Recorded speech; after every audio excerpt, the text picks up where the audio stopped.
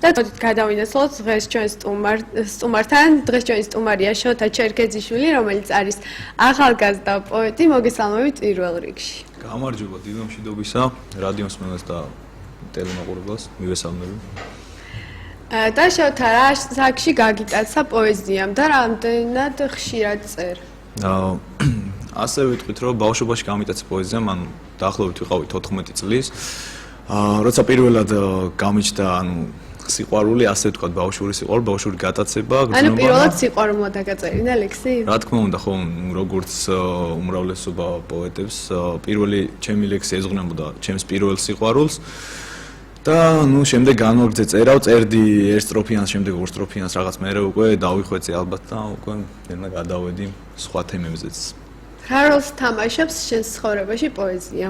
ჩემს ცხოვრებაში პოეზია, რო ვთქვათ, გადამწყვეტ როლს თამაშობს, ესე არ არის. უბრალოდ ჩემთვის პოეზია არის და ლექსების წერა არის უბრალოდ ჩემი ხასიათის გამოვლინება ფურცელზე, მეტი დიდად არ.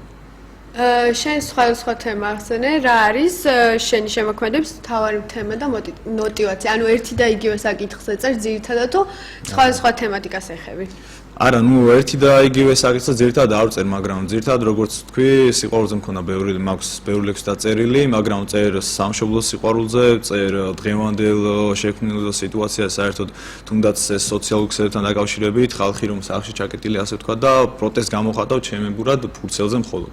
გაგებია და მუზა რამდენად ხშირად მოდის? აი მაგალითად თუ არსებობს ლექსის ან სათქმელის დეფიციტი? მუზა რო გითხრათ, ეხლა შეიძლება ბევრს გაეცინოს, მაგრამ მუზა ყოველთვის არის, უბრალოდ თემა და სათქმელი უნდა კონდეს რაღაცაზე და იმის მაგივრად რომ ადგედა ეს სიტყვაზე სათქმელი გადმოსცე, ან ზოგი ტელევიზიით გამოდის ამბობს თავის საქმეს, ზოგი ხატავს ისე ამბობს თავის საქმეს. მე უბრალოდ ღამით წვევი ვიჭერ კალამს ხელში და წერ ფურცელზე ლექსს და სათქმელი თავდება მაშინ, როცა და ლექსი თავდება მაშინ, როცა მთავდება სათქმელი.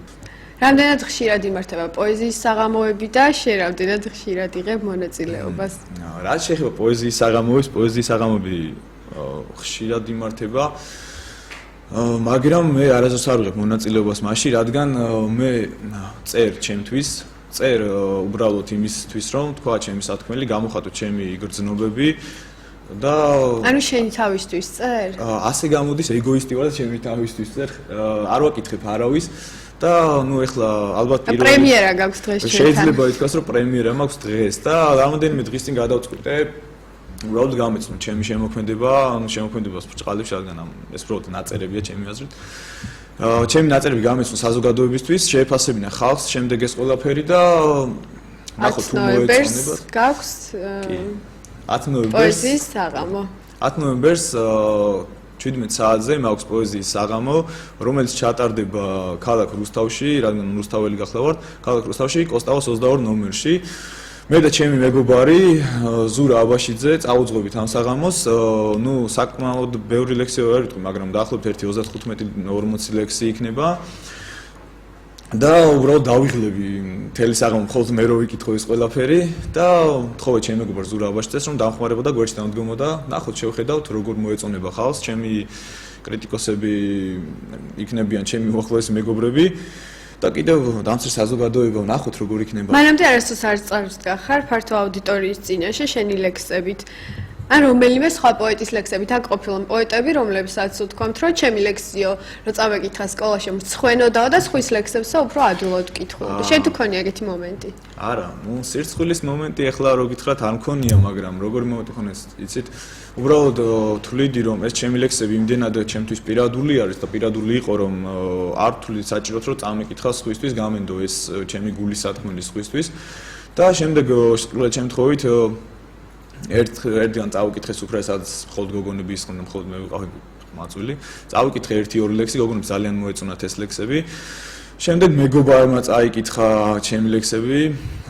შემდეგ მეორე მეგობარმა შემთხვევით მიაგნო ჩემს ნაწერებს და მოეწონათ და მითხრეს, რომ რატომ არავინ არ იცის, რატომ არავის არ ეუბნები.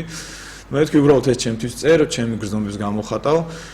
და არა მოდიო რაღაც მოვიმოქმედოთ და შემდეგ გადავწყვიტეთ რა ესეთ რაღაც თორე აქამდე არ ზუსტ არ დავდგავარ აუდიტორიის წინაშე და შეიძლება ითქვას დღეს დებიუტია ჩემი საკმაოდ მოახერხე რომ თქვა შენი სათქმელი ეს სახალხოდ თუნდაც იმიტომ რომ დღეს აქ მოხვედი და 10-ში პოეზიის საღამოს მარტო. კი. მოდი წავიკითხე ლექსი, რომელიც შენ გარდაცულ კლასელს მიუძღვენი. დიახ, წავიკითხო ეხლავე და ერთი რაღაც თქმა მინდა ამ ლექსთან დაკავშირებით და კიდევ შეიძლება ეს ლექსი ერთ-ერთი ჩემი სტიმული და მოტივიც არის იმ საღამოს ჩატარების, რადგან ეს ლექსი ძალიან გავრცელებულია სოციალურ ქსელებში თუ სხვა არც ვიცოდი, მე პირადად ისე ვიცოდი ეს ლექსი რომ შენი იყო.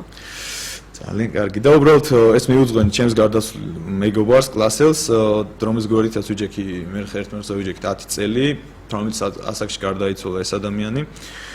და მის წლის თავზე დაახლოებით დავწერე ესეთი სამწუხარო და ნაღულიანი ლექსი. თუ შეიძლება წავიკითხო. ლექსის კითხვა დიდად რო თქვა რომ არ შემიძლია, მაგრამ როგორც მოვახერხებ წავიკითხო. სადახარ დედი ლექს ესე ქვია.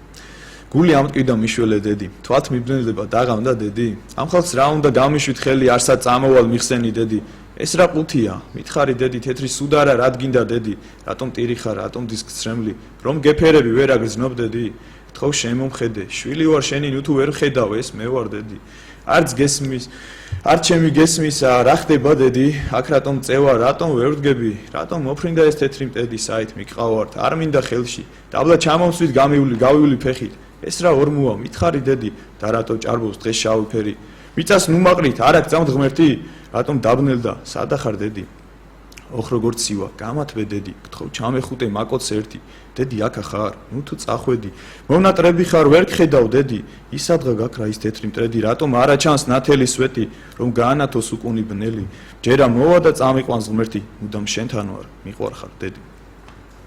ბევრს უთქვამს, რომ ეს ლექსი ჩვენ წავიკითხავს, ვიცით, ხშირად ინტერნეტში ხოლმე ლექსის გარკვეული ნაწილი შეიძლება ნახოთ, მოვძებნოთ და სრული ვერსია არ არის, ყველგან დასრულებული არ არის ხოლმე. სრული ვერსია ხო, ძალიან ხშირად დასრულებული არ არის. ძალიან პოეზია ჯიზეც იყო, როგორც ვიცი, რაღაც ერთ-ერთი საიტი ხაჯიოთ რაღაც ეს ოხუნჯი და რაღაც არის Facebook-ზეც ვნახე ძალიან ბევრ საიტისა ბლოგში თუ რა ვიცი ბევრს ეწერა და ბევრს უწერია და ჩემი მეგობრებიც ხშირად აზიარებდნენ და არ იცოდნენ რომ ჩემი იყო შემდეგ უთხარი ბევრმა მითხრა რომ აი ნახე შენი ლექსი როგორ არის.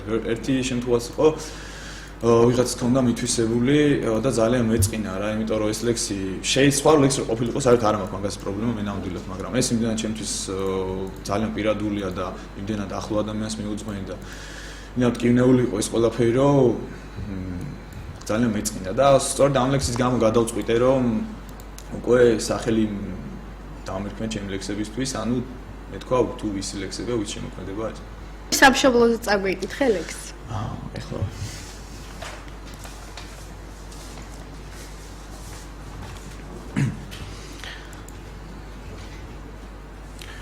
სულო ტანჯულო ღვთისგან დაცულო, ისრი დაჭრილო მძორო ქართულო გულო გათხრილო სიცხლი დასრილო მიწა გაგლილო მტრისგან დაშლილო მტკვარო არაგო სიცხლად დაცლილო თანო და ბანო ცეცხლში გავლილო წმინდა სანთელო ღვთისნის ნანთებო ერო და ბერო ქვეყანა და ნაკებო სვეტი ცხოველო უცხოდ ნაგებო ხმალო სასტიკო ომში გაწორთნილო კრწანისის ველო წითლად ნახატო კავკასიონო თოვლით ნაკარგო მინდა გიმღერო ჩემო სამშობლო თავი შეგწირო სამდე გადიდო მამაო ჩვენო უფალო ხსნილო გთხოვ დაიფარე დღეს საქართველო. ძალიან კარგი ლექსები გაქვს, მე აღფრთოვანებული ვარ და დიდი მადლობა. მიყურს რომ არ მართავდი პოეზიის საღამოს. აი რომ ამბობენ გემოვნებიანი მკითხველიო, რას ნიშნავს შენთვის გემოვნებიანი მკითხველი? გემოვნებიანი მკითხველი ნიშნავს პირველ რიგში ისეთ ადამიანს, რომელიც არის კრიტიკოსი. დღეს საქართველოში ყველა რაღაცას აკრიტიკებს, ყველა კრიტიკას ასე ჯარგონს უხმარ აწვება და საკუთარ თავში არ იხედება და თავისავს არ აკრიტიკებს და უბრალოდ ჩემთვის გემოვნებიანი მკითხველი არის პირველ რიგში ისეთი მკითხველი, რომელიც მაძლევს რჩევას, შემოიფარგლება პირველ რიგში რჩევებით. პოეზიის საღამოს ჩატარებას, რომელ კუთხეში? პოეზიის საღამოს ჩატარებას ვისურვებდი ძალიან სვანეთში, ძალიან მომწონს. რატომ სვანეთში? ну ეხლა მე კახელი ადამიანი გახლა ვართ, კახელი ქიზიყელი ადამიანი გახლა ვართ, მაგრამ უბრალოდ სვანეთი მომწონს ძალიან, რადგან დიდი ლამაზი კოშკები გადმოხედავს კავკასიონის ქედი, თოვლიანი მყინვარწვერები და ბუნებას შესანიშნავია. წაგვიკითხე კიდე ერთი ლექსი, რომელიც რაღაც გავს თითქოს კრიტიკოსებს ეუბნები რაღაც შესათქმელს. მე ეგრე დავინახე და ვიცი. ტექსტი გამიჩნდა საერთოდ ლექსების წერის მიმართ და საერთოდ პოეტების მიმართ რა, რომლებიც კრიტიკის მეც არაფერს არ აკეთებენ ძირითადად. და ეს რაღაც დავწერე. მე ლექს ფურცელზე არასდროს არ ვწერ, დამჩენ გასწრებს მე არავის ვახვე. უბრალოდ ვამხელს სევდიან აზრებს და თუ არ მოგწონთ, სულ არ მადარდებს. ნუ წაიკითხავთ ჩემს ნადრავ ნაწერს და ნუ მოусმენთ ნაღვლიან ამბებს, ნუ დაინახავთ ცრემლიან თვალებს, ფიქრებს, გატანჯულს, დუმარე აზრებს. გთხოვთ ნუ მიყვებით ლეგენდებს, ზღაპრებს და ნუ მაჩუქებთ ოცნებებს წარეს. გემუ დაარებით ნუ მომცემთ თوارეს, ნუ შემპირდებით ცაზე ვარსკვლავებს. ცოტაც მაცადეთ გავქრები მალე დადაგიტოვებთ სევდიან წამებს. ნუ განიკითხავთ დარდიან თვალებს დანურს ნუ რავინ, ნუ შემიბრალებთ. არჩეულებრივი მოწოდება. ანუ ამით იმის თქმა მინდა რომ საერთოდ არ მადადებს არავის აზრი და ყველამ თავის კრიტიკა თავისთვის შეინახოს, რაც ჩემს მიმართ გააჩნია. არც გაითვალისწინებ. არც გავითვალისწინებ. თუ არა ახლა მომავალში კრებულის გამოცემას. ანუ ჯერ შევხედოთ, როგორ ჩავდის ეს პოეზიის საღამო. ნუ ძირთადად ჩემი მეგობრები იქნებიან. ნიშე რა თქმა უნდა გეპატიჟები ჩემს პოეზიის სახამოზე, შენი აზრიც მაინტერესებს. და უბრალოდ შევხედავთ, როგორ ჩავდის ეს პოეზიის საღამო, როგორ მოეწონება ხალხს, როგორ გააკრიტიკებენ ჩემი მეგობრები რა თქმა უნდა. ნუ ამ შემთხვევაში რაღაც აზრს გავითვალისწინებ. უკვე იმიტომ რომ შევეცადე ხალხს ვანახოთ ჩემი ნაწერები. და გაიცნობიან შემდგომში ალბათ შეიქმნება Facebook-ზე, ნუ Facebook-ი ცნობილის და ძალიან პოპულარული საიტია საქართველოში და შეიქმნება Facebook-ზე ჩემი გვერდი. სადაც შენს ლექსებს. სადაც შენს ლექსებს გაიცნობიან, ჩემს შემოქმედებას, დაწერილ ახალ ლექსებს, დაწერილ ძველ ლექსებს, რომელსაც ჩავთვლი საჭიროდ. ნუ დღესდღეობით 100-მდე ლექსი მაქვს. აქედან პოეზიის საღამოს ნუ ავარჩიეთ ჩემი გურუთან ერთად 35, რადგან 100 ლექსს რო წაიკითხო ძალიან დიდი გამოეს და შეიძლება ცოტა დამღლელიც იყოს. Შეიძლება პოეზიის საღამოს მოვიდნენ გაეცნონ და ასევე შეიძლება უახლოეს მომავალში გაეცნონ Facebook-ის დახმარებით, რომელსაც შეიტყობენ ალბათ. ძალიან დიდი მადლობა მობრძანებისთვის. დღეს ჩვენი სტუმარი იყო პოეტი შოთა ჩერქეზიშვილი. ჩვენ წარმატებებს უსურვებთ მათ. დიდი მადლობა, კარგად გზავნდებოდეთ. რა თქმა უნდა უსურვებთ ჩვენ წარმატებებს.